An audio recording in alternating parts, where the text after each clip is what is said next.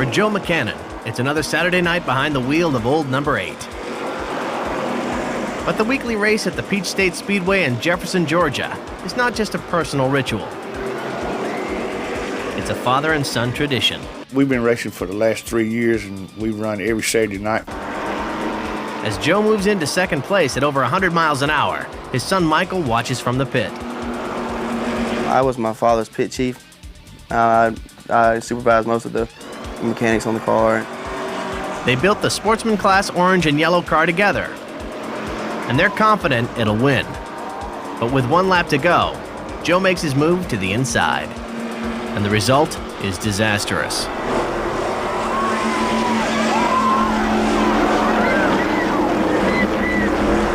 We're going for the checker flag, and I got in beside of him, and I think his car got loose and come down. From only 30 feet away, Mike watches his father's horrifying wreck. In a flash, everything Mike knows about safety and common sense is forgotten. He runs across the dangerous track to help his dad. And it happens.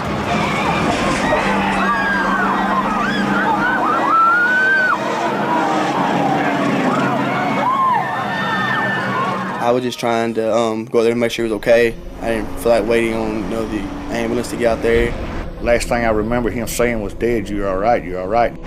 Something hit me, and I noticed out of just my corner of my eye, Michael went up in the air about 20 feet and about 30 foot out.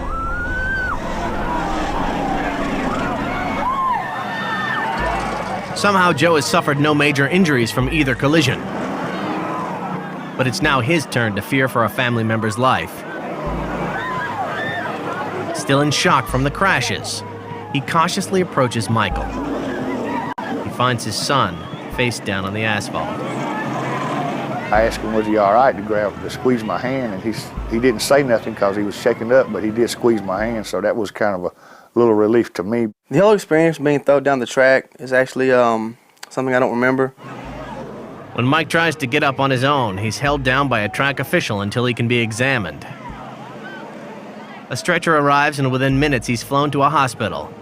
What his doctors find is unbelievable. Luckily, I didn't sustain any injuries. All I sustained was some really bad road rash and some pulled muscles, and just bumps and bruises actually. But I was at home, within 24 hours. Although his father's car gets slammed at freeway speeds, Mike doesn't suffer a single broken bone or internal injury. It's practically a medical miracle, considering the price he could have paid for letting the emotional bonds of family overtake reason and sound judgment. Joe and Mike Mccannon both know how lucky they were that night. They've since rebuilt old number 8, but they also have some advice for other racing families. If you race, please let the professionals take care of the wrecks. Don't jump the wall. It's very dangerous. If you're in racing, chain your son down.